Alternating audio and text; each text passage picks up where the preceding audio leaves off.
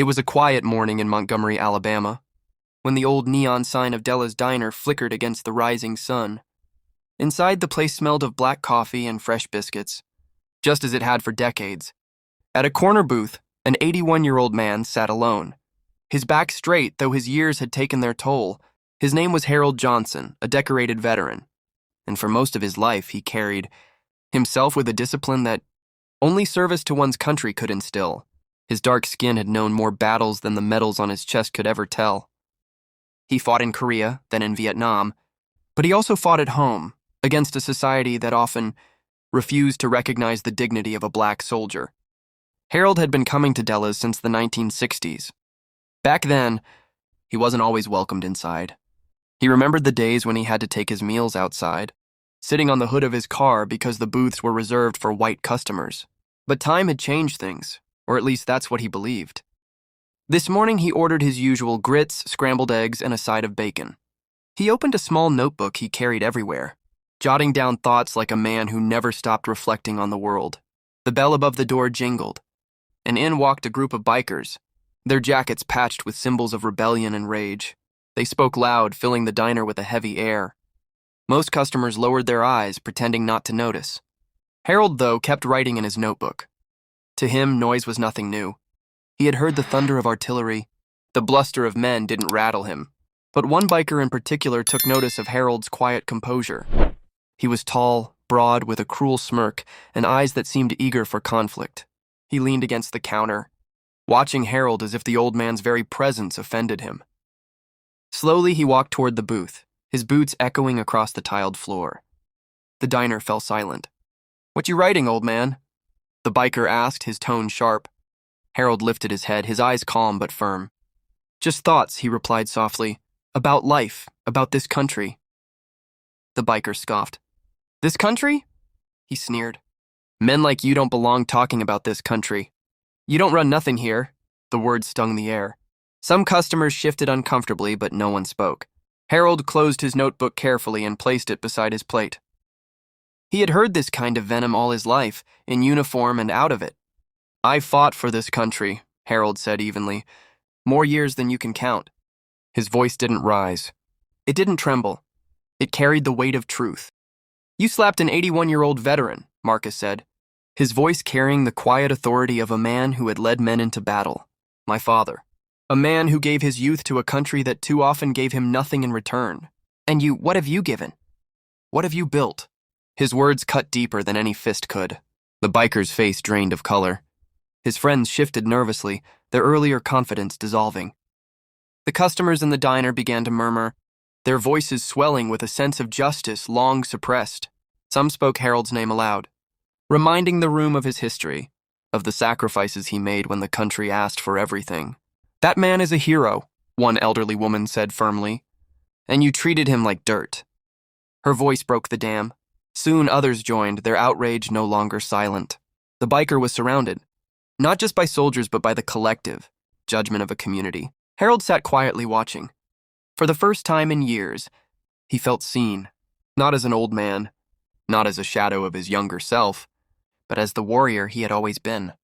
His son stood for him now, but so did strangers who had once looked away. The moment carried more than anger. It carried a reckoning. But the biker wasn't interested in truth. He wanted a spectacle. With a sudden motion, he slammed his palm across Harold's face. The crack of the slap echoed like a gunshot. Harold's glasses slid off and clattered to the floor. Gasps filled the diner. A waitress dropped a tray. Someone whispered, "Lord, have mercy." Harold did not move. His cheek burned red, his eyes glistened, but his dignity remained intact. He sat upright, steady as a soldier at attention. The biker laughed, a hollow sound that revealed the ugliness within. "That's what I thought," he spat. "Weak old man." But weakness was not what the room saw. They saw an elder who had carried the burden of generations, humiliated in front of strangers yet refusing to break. The silence grew heavier. The biker strutted back to his friends, proud of his cruelty, but the tension in the diner was not in his favor. Something unspoken was brewing. Harold reached slowly for his glasses, placing them back on his face. He did not shout. He did not curse. Instead, he whispered to the waitress, "Could you bring me the phone?" She nodded quickly, tears welling in her eyes. Moments later, Harold dialed a number from memory. It was a number he had carried in his heart for decades, belonging not to the military but to family, his son. Marcus Johnson was no ordinary man. He had followed in his father's footsteps, but in a new era. He was a decorated commander in the United States Army, stationed only 40 minutes away, when Harold's voice reached him over the line. Calm but weighted with pain, Marcus did not hesitate. "I'll be there," he said, his voice like steel. For 22 minutes, the diner waited. The bikers grew louder, emboldened by what they thought was silence. But the silence was not submission. It was patience. Every tick of the clock pulled the moment closer to a reckoning. When the door finally opened again, it wasn't one man who entered. It was Marcus, followed by a unit of soldiers in uniform, their boots striking in unison. The diner seemed to tremble under their arrival. Every head turned. Conversations died mid-sentence. Even the bikers went still, their bravado faltering as they realized what stood before them. Marcus's eyes locked onto his father. He walked directly to him, kneeling slightly to look him in the eye. "Dad," he said softly, "are you all right?" Harold nodded, the smallest of smiles breaking through his pain. "I've been worse," he whispered. Marcus stood, his shoulders broad, his uniform crisp, and then turned his gaze toward the biker who had raised his hand. The diner seemed to hold its breath. The soldier did not need to shout. His presence was enough. The weight of discipline, of command, filled the room. He stepped toward the biker slowly, deliberately, each footstep sounding like judgment. The biker tried to laugh it off, muttering something about just a joke. But the tremor in his voice betrayed him. The diner's walls seemed to hold the echoes of history. Every injustice, every insult, every silent endurance that men like Harold had carried on their shoulders for generations. Now, in that small-town room with coffee-stained menus and cracked leather booths, history was speaking back. The biker stood frozen, exposed in a way he had never imagined, as eyes burned into him with judgment. Marcus didn't raise his voice. He didn't have to. Authority carried in every word. You put your hand on a man who stood against tyranny when he was just a boy. You raised your hand against someone who wore this country's uniform when this country didn't even honor his skin. And still he stood tall. Still he fought, and you thought it was strength to humiliate him? That's not strength. That's cowardice. The biker shifted uncomfortably, his confidence cracking like brittle glass. His friends avoided his eyes, suddenly less like a gang and more like boys who realized they were out of their depth. The clink of silverware, the soft whir of the ceiling fan, every small sound seemed amplified as the weight of Marcus's words hung in the air. Harold, steady in his booth, spoke finally. His voice, though aged, was firm. "Son, I don't need you to fight for me. I fought my battles."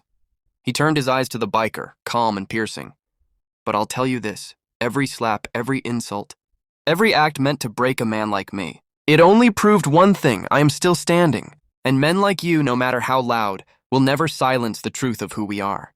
The room was still, a hush that felt sacred. Then the soldier's voice cut through once more. "Apologize," Marcus said, his tone leaving no room for defiance.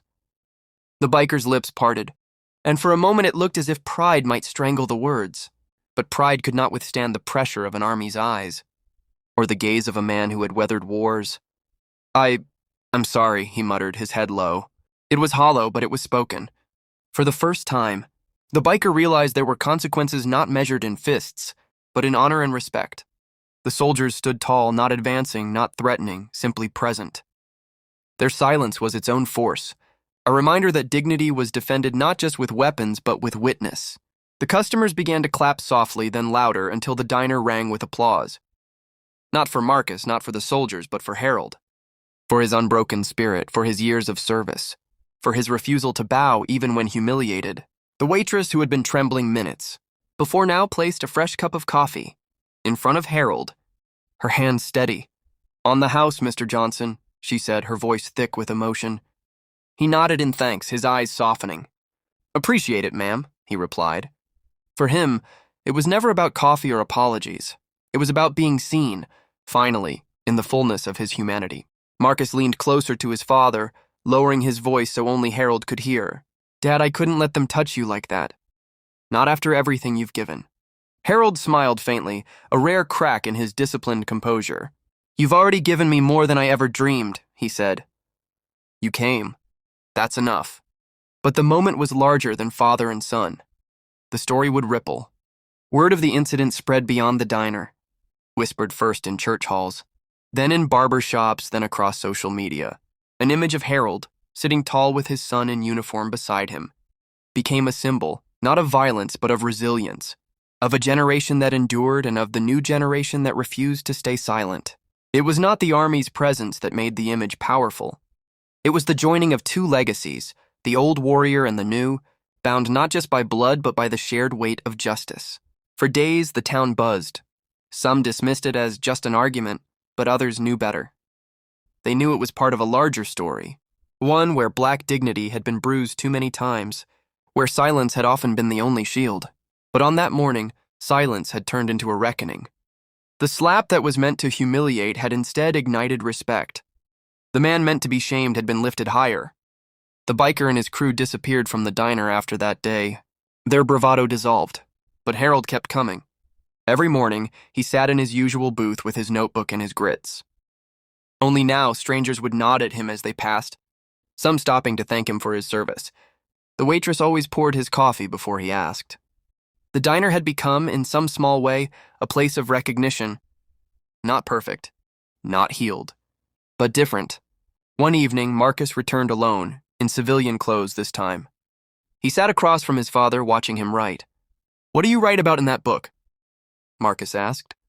Harold closed it gently and slid it across the table. "I write about days like this," he said. "So when someone asks what it means to stand, I can show them." Marcus opened the notebook.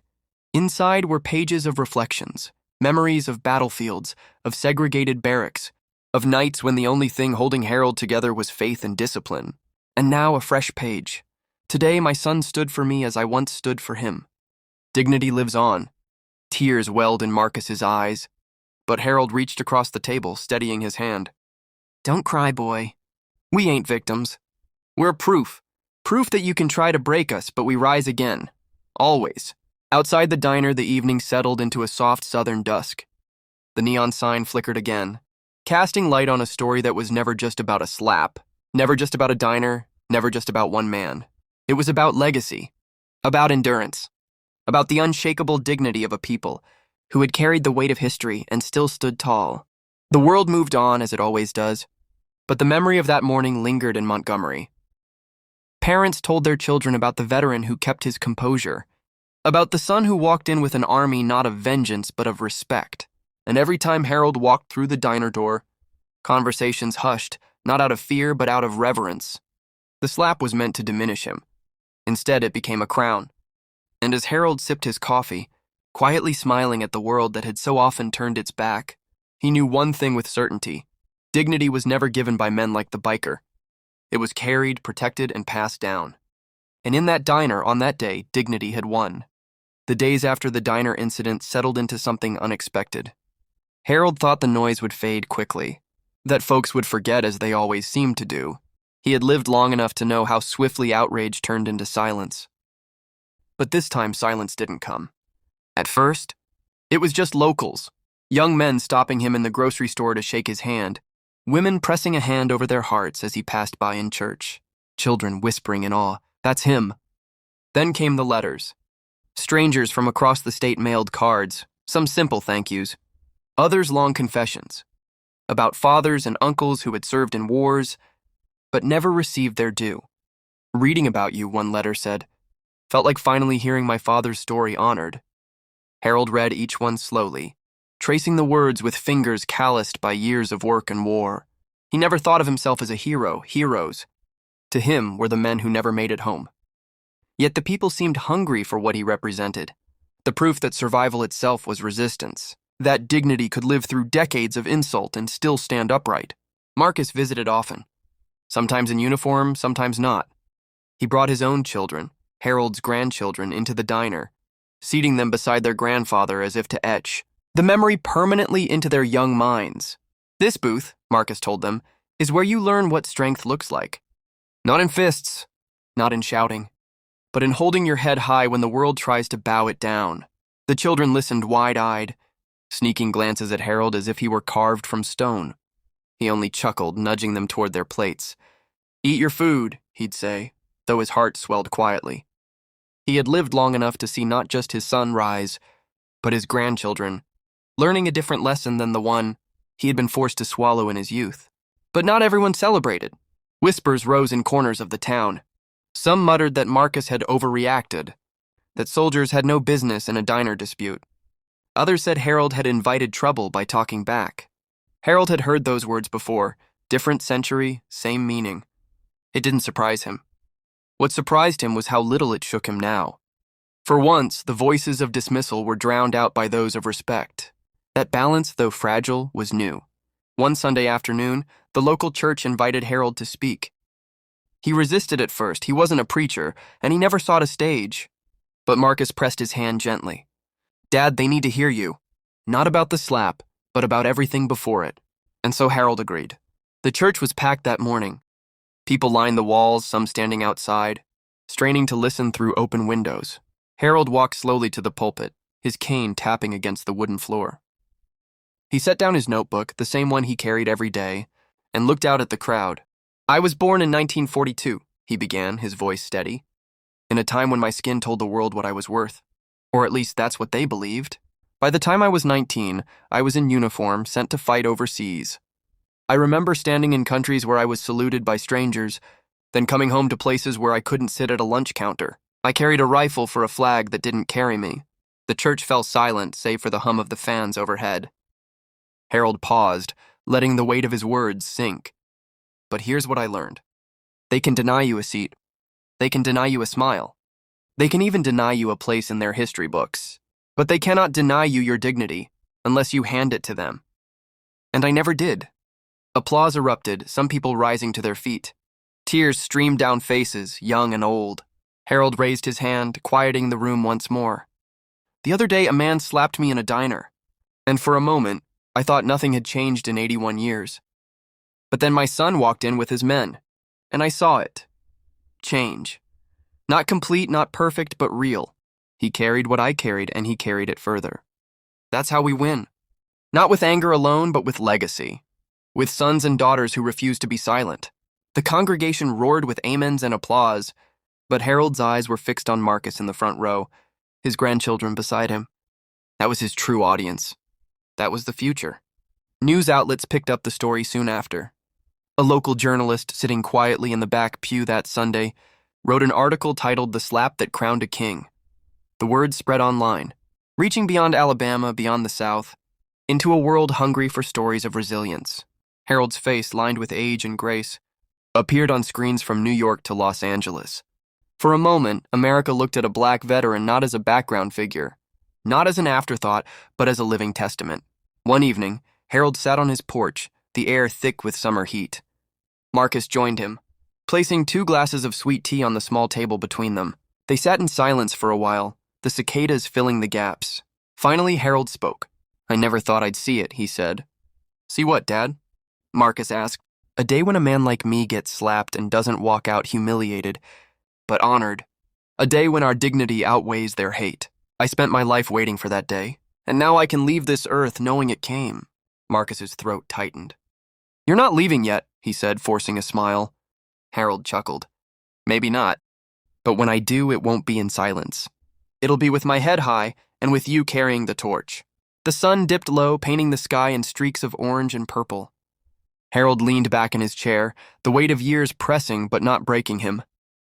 The slap that was meant to shame him had instead become his final gift, a reminder to the world and to his family that dignity can endure anything. In the years that followed, the story of Harold Johnson lived on. Not in headlines, which faded, nor in the whispers of townsfolk, which eventually quieted. It lived in his notebook, passed down to his grandchildren.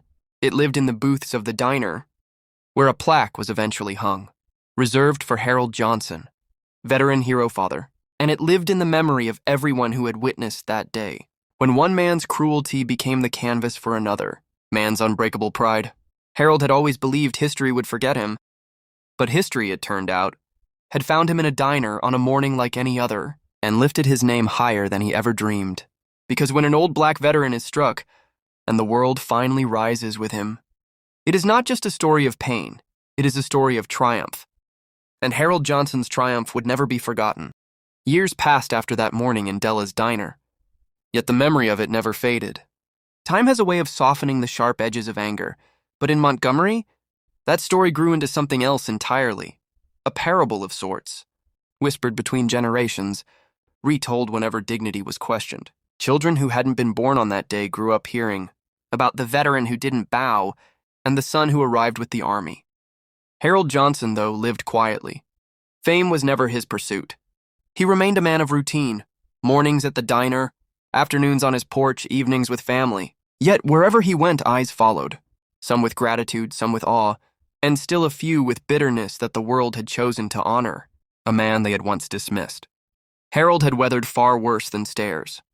His calm was unshakable. As his body aged further, Marcus insisted on driving him to the diner.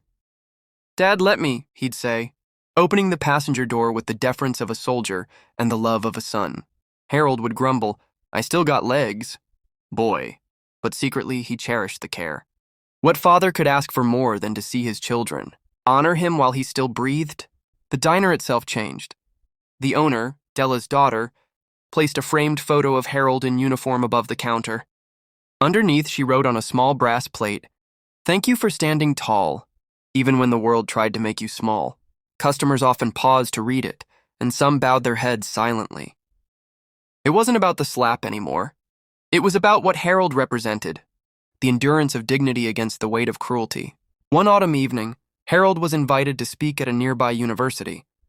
He resisted at first, but Marcus reminded him, "Dad, young people need this. They need to hear from someone who lived it." So Harold agreed. The auditorium was full, students leaning forward with pens ready, professors in the back row. Harold stepped to the podium slowly, his cane tapping against the floor. But when he spoke, his voice filled the room. "They tell me I'm a symbol," he began. "But I didn't survive wars and slaps to be a symbol. I survived because quitting wasn't an option. Because when a man tries to strip your dignity, you can either hand it over or hold it tight. I chose to hold it tight."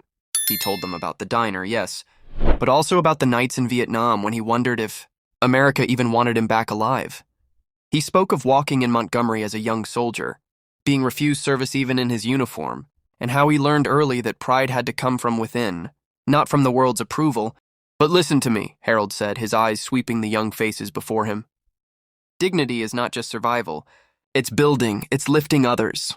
My son lifted me that day in the diner just as I once lifted him. That's the way forward. You," he pointed gently to the crowd, "must lift the next." The applause thundered, students rising to their feet. But Harold simply bowed his head. He didn't speak to be celebrated. He spoke so the truth would outlive him. At home that night, Marcus sat with him on the porch again. "You know, Dad," he said softly, "you've become more than a father to me. You've become my compass." Harold smiled faintly, sipping his tea. "Boy, I was just trying to survive. You made me into more." In his final years, Harold grew weaker, but his spirit never dimmed. When he could no longer walk to the diner came to him. Waitresses brought biscuits and coffee to his porch, neighbors stopped by to listen to his stories, and children from the local school visited with questions about history they couldn't find in textbooks. Harold gave them answers, not polished, not softened, but honest. "Was it hard being a black soldier back then?" one child asked. Harold chuckled, leaning on his cane. "Hard? It was near impossible. But impossible things get done every day by people who refuse to quit. That's how you're sitting here today asking me questions." The child grinned, and Harold patted his shoulder. "Now go be someone's answer." When Harold finally passed, it was a quiet Sunday morning. The town gathered in the church that had once echoed with his words. Marcus, standing tall in his dress uniform, delivered the eulogy. His voice was steady, though his heart trembled. "My father," Marcus said, "taught me that dignity is the one crown no one can take unless you give it away. He carried it through wars, through prejudice, through the silence of those who should have spoken. And when a man tried to strip it from him in a diner, he sat taller instead of smaller. That's the man we honor today." The congregation wept. Soldiers saluted. The town bowed their heads. And Marcus's children, Harold's grandchildren, watched with wide eyes, understanding for the first time the full measure of the man whose blood ran in their veins. After the service, the diner closed for a day for the first time in 50 years. On Harold's booth, they laid his folded flag and his worn notebook. Customers filed in silently, touching the table as if it were sacred ground. Some prayed. Others simply stood in silence. Months later, the city council voted to rename the block where the diner stood Johnson Way. A bronze plaque was placed outside, bearing Harold's likeness and the words, "He stood tall so others could stand taller." Marcus brought his children there often, reminding them of the legacy. Your grandfather didn't win medals for being the loudest. He won respect for being unbreakable. That's the inheritance he left you. And so the story lived on, not just in Montgomery, not just in the Johnson family, but wherever dignity was questioned, wherever injustice tried to shame a soul into silence. The slap that was meant to humiliate had instead carved a path for honor, because in the end, Harold Johnson's life was not defined by the insult of one man. It was defined by the endurance of many decades, the rise of his son, the gaze of his grandchildren, and the respect of a town that had once turned away but now could not forget. And though Harold was gone, his voice seemed to linger in every booth, every porch, every gathering where people asked how to hold their heads. High in a world that tried to bow them low, his answer was always the same, carried on the lips of those who remembered him: stand tall. Even when they try to make you small, stand tall. Decades passed, and Montgomery itself changed. The old diner was renovated but never replaced. Della's grandchildren, now owners, kept Harold's booth untouched. A quiet shrine to the morning that had altered history. Tourists came with cameras, historians came with notebooks, and descendants of veterans came with folded flags to lay across the table for a moment of remembrance. The plaque outside had grown weathered from rain and heat, but the words remained etched clear: stand tall. By now, Harold's great-grandchildren were growing into their own lives. They had never met him, yet his presence shaped their every step. Family gatherings always returned to the story of the diner, of the slap, of Marcus walking in with the army. Photographs of Harold hung in every cousin's home, and children recited his words. To stand tall is not to stand alone. As naturally as nursery rhymes, one great-grandson, Elijah, was a student at Howard University. He carried Harold's name into debates, essays, and protests, weaving the story into the fabric of his own generation's struggles. For Elijah, the slap had become more than history. It was a symbol of every microaggression, every injustice still faced by young black men and women trying to carve out space in a world that often tried to shrink them. One afternoon, standing before a rally of students demanding police reform, Elijah raised his voice. My great-grandfather was struck because he dared to sit in dignity.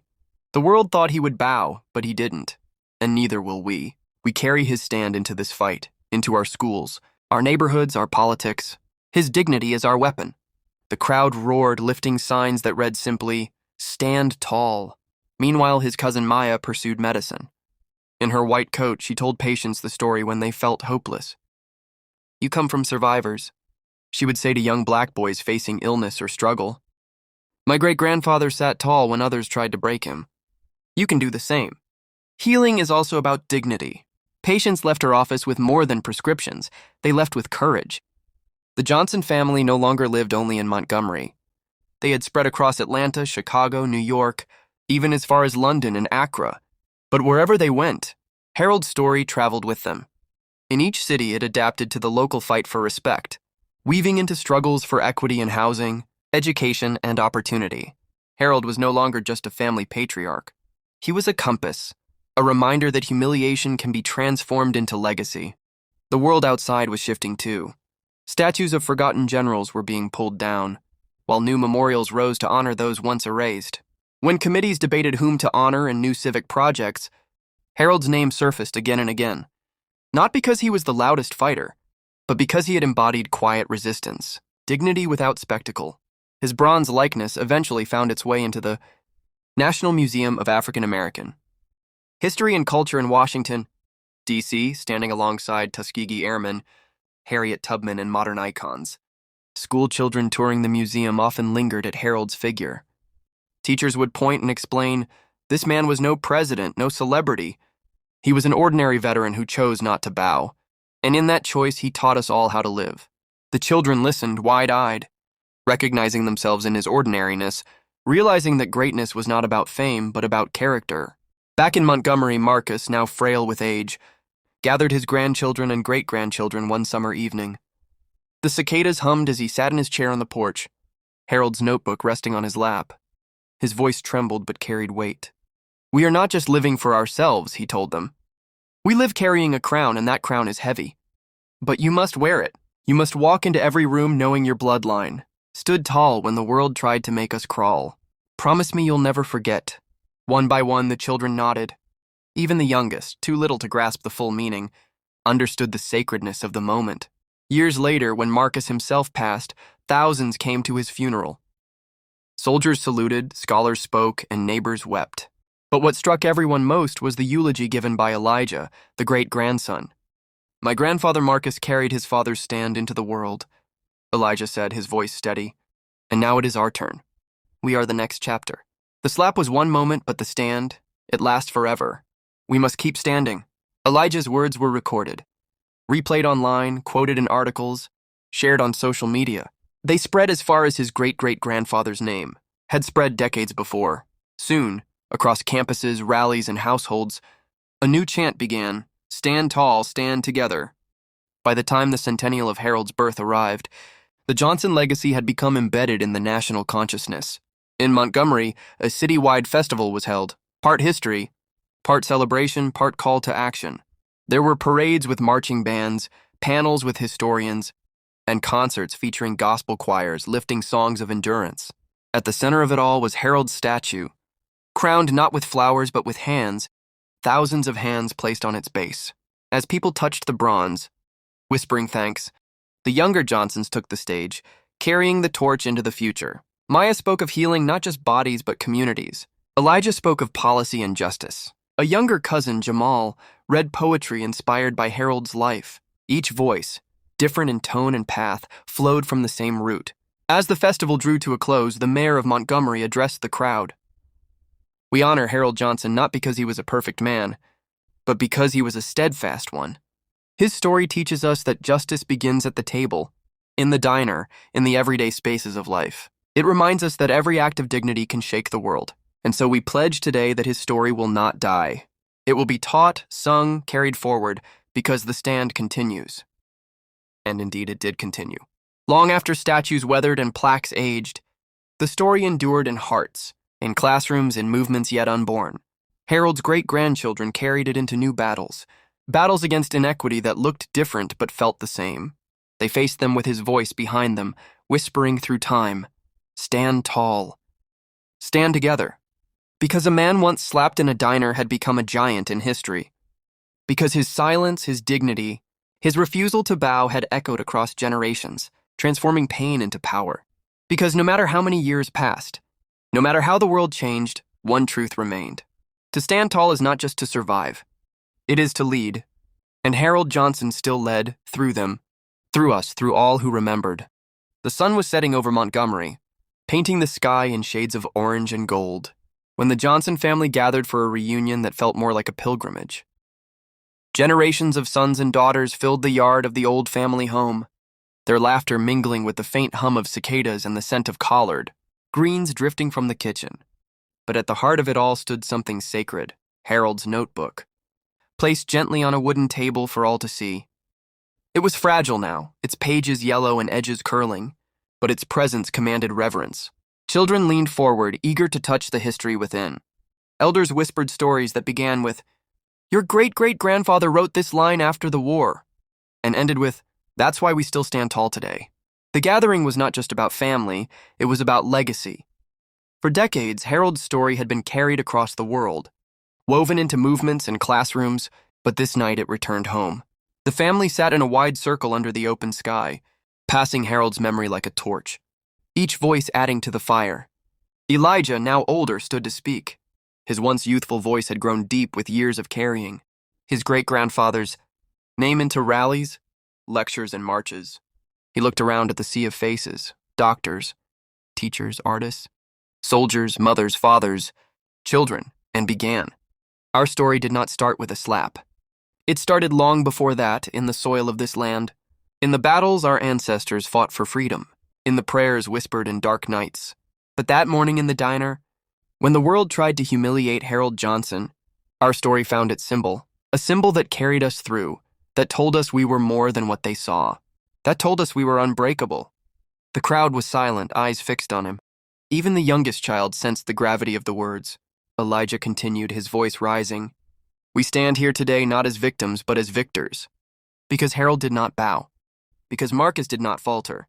Because every generation since has carried that crown. We have endured discrimination, injustice, and pain. Yet look around you, we are still standing.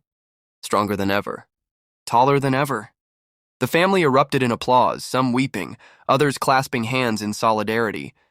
The words were not just about Harold anymore. They were about all of them. About every black family who had carried wounds yet refused to be defined by them. Later that evening, as darkness fell, the family lit candles. One by one, they approached Harold's statue in the town square, still gleaming under the glow of street lamps.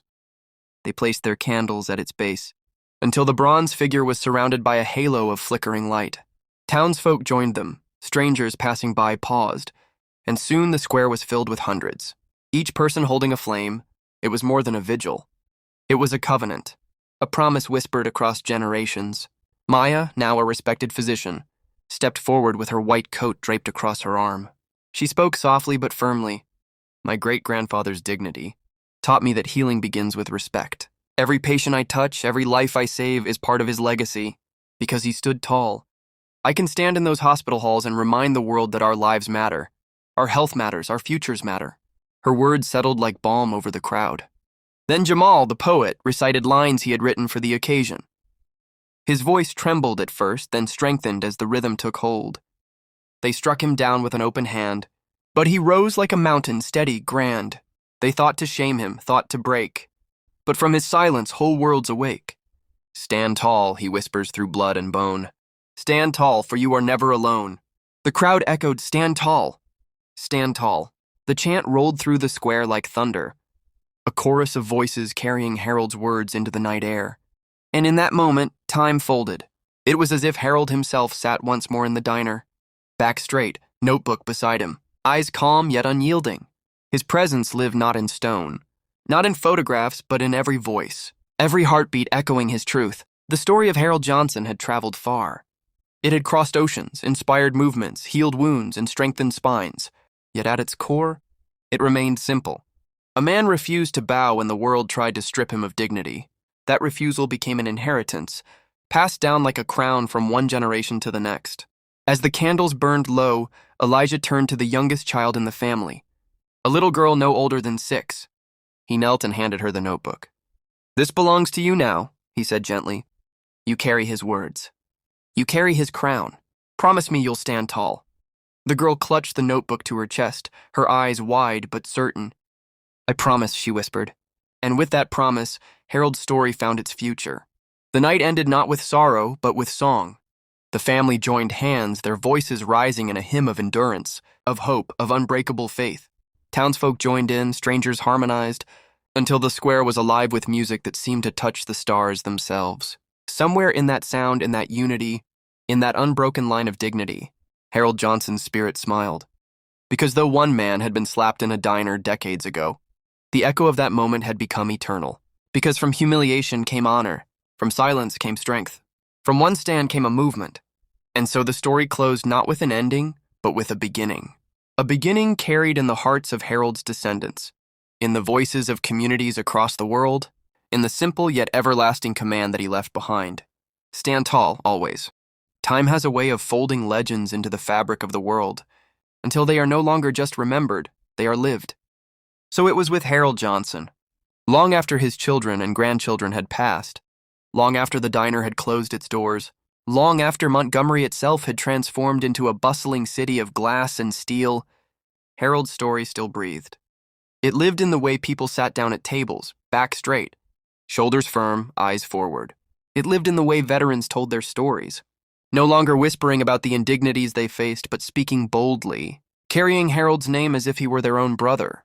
It lived in the way young children of every race, every nation, looked into mirrors and whispered, "Stand tall," before stepping into a world that often tried to diminish them. A century and a half after the slap, the diner itself no longer stood. The building had been demolished to make way for progress, but the booth had been preserved in the National Archives, a relic as carefully guarded as the Declaration of Independence. Scholars traveled from around the globe to study it. This, one historian wrote, is not wood and leather. This is a throne. The throne of an ordinary man who became extraordinary by refusing to bend. Technology advanced. Holograms replaced textbooks. Yet Harold's voice was never lost. Artificial intelligence reconstructed his likeness from photographs and family stories, allowing students to sit in virtual diners and watch as Harold lifted his coffee cup. Calm, composed, unbroken. "You cannot humiliate a man who knows his worth," his digital self would say. And children, their faces glowing in the flicker of the projection, would whisper back, "Stand tall." Across oceans, his story adapted to every culture's fight for dignity. In South America, protesters carried banners that read, "Párate firme, están firme," with Harold's image beside their own leaders. In Asia, students under pressure to conform used his story as a lesson in quiet resistance.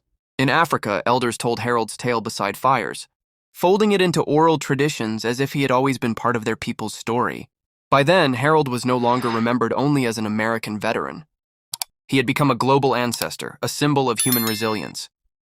But for the Johnson family, his presence remained personal. Generations later, his descendants still gathered every summer, no longer in Montgomery, but wherever they found themselves, Atlanta, London, Accra, or beyond. They carried with them Harold's notebook, now encased in protective glass, opened only during reunions. The youngest child in each generation was asked to read from it aloud, their small voice carrying the weight of centuries. One year, in a crowded hall in Chicago, a 6-year-old girl named Amara stood before hundreds of relatives and read, "To stand tall is not to stand alone." She mispronounced the word slightly, her voice trembling, but when she finished, the family rose to their feet in thunderous applause. Tears streamed down cheeks, hands clapped, voices chanted the phrase again and again. For in that moment, Harold spoke once more. Not from the grave, not from statues or holograms, but through his bloodline. And the world kept listening. Documentaries were remade. Films were produced. Stage plays turned Harold's diner morning into drama and song. Writers filled libraries with books about his stand, about what it meant for a black veteran to claim dignity in a world that tried to deny him. Each retelling found new meaning, new urgency, because though centuries passed, the struggle for respect never disappeared, and neither did the need for Harold's voice. Even in times of peace, even in eras of prosperity, his story endured as a reminder. Never bow, never break. And in times of unrest, it blazed like a beacon.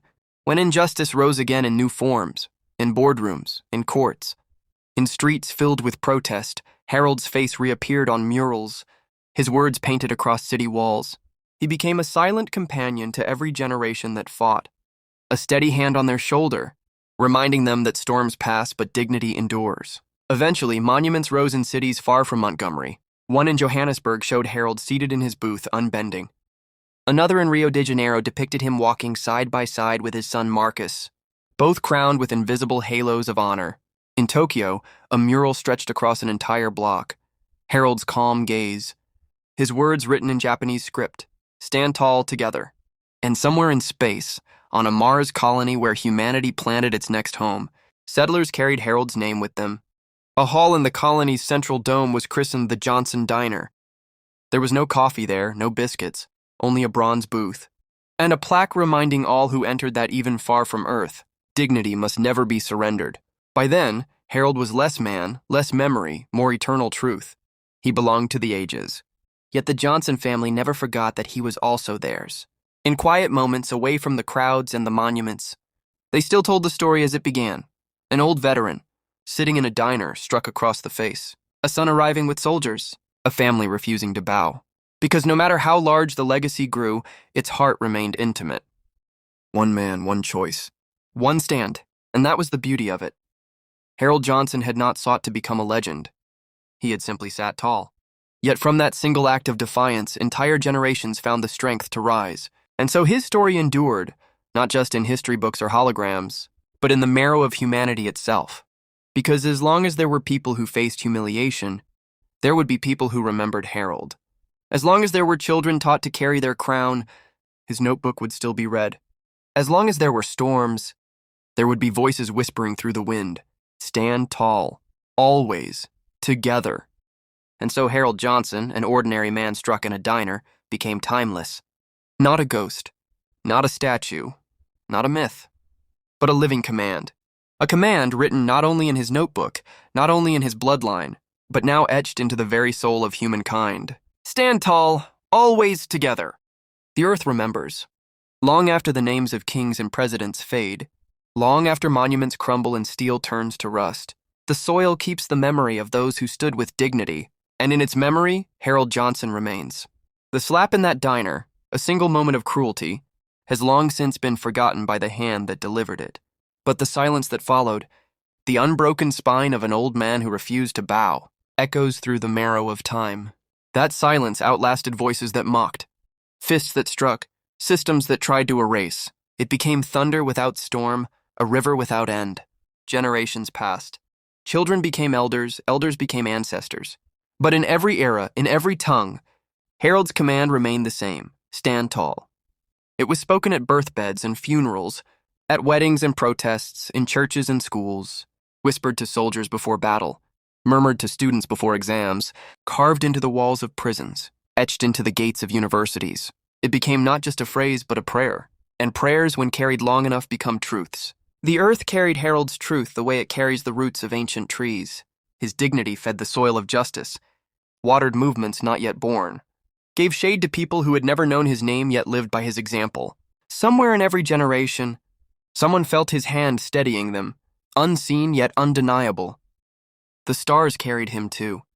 In the silence of space, astronauts spoke his words as they looked down at Earth. On Mars, settlers named their first civic hall after him. Even beyond the sky, Harold's dignity traveled, as if the universe itself wanted to ensure that his silence reached every corner of creation. But perhaps his greatest monument was not stone, nor bronze, nor hologram. It was the human body itself, the way men and women straightened their spines when insulted, the way children lifted their heads high when told they were small, the way entire communities carried themselves as royalty, even when treated as less. Every upright posture was Harold's statue. Every steady gaze was Harold's memorial. Every act of dignity was Harold living still. The world eventually forgot the details of the year, the place, even the name of the diner. But the story itself remained, reshaped into legend, then into myth, then into something deeper still, a truth carried by the earth, beyond the reach of forgetting. It became the story of a man who would not bow, and a son who came with an army. It became a parable told to the oppressed, a hymn sung by choirs, a symbol etched into flags. The details blurred, but the essence sharpened. The essence was eternal. Dignity cannot be stolen. It can only be surrendered, and Harold never surrendered. And so when the earth speaks, in the rustling of leaves, in the hum of rivers, in the silence after storms, it carries his words. Stand tall, always, together. Perhaps one day even this world will end. Perhaps the oceans will dry and the skies will fall. But so long as memory exists, so long as humanity tells stories, so long as even one voice remains to whisper truth, Harold Johnson will not be gone. He will live wherever a person chooses dignity over shame, silence over rage, steadiness over surrender. The slap was meant to humiliate. Instead, it crowned him immortal. And immortality is not measured in years, but in echoes. Harold Johnson is an echo that will never fade, an echo in the soil, an echo in the stars, an echo in us. And if you listen, if you pause, if you breathe, if you still yourself in the quiet of night, you can hear him even now. Stand tall, always, together. The story ends here. But the echo never will.